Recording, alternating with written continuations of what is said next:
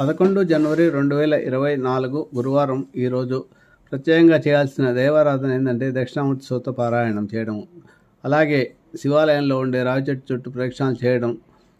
16 సార్లు ప్రదక్షిణాలు చేయాలి. ఎవరికైతే వివాహాలు ఆలస్యం అవుతున్నాయో, సంతానం కలగడం లేదో, అక్కడ రావి చెట్టు వద్ద కనుక నెయ్యి దీపం వెలిగించి 16 సార్లు ప్రదక్షిణ చేస్తూ దక్షిణామూర్తి సూత్ర పారాయణం కనుక చేస్తే, చుట్టూ తిరుగుతూ దక్షిణామూర్తి స్తోత్ర పారాయణం చేయాలి 16 సార్లు.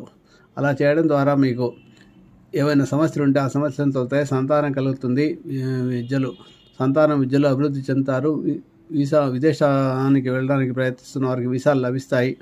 ఇలాగా ఏవైనా సమస్యలు ఉంటే ఆ సమస్యలు తొలగడానికి, అలాగే ఆ శివాలయంలో శివునికి అభిషేకం కూడా చేయించుకోవాలి.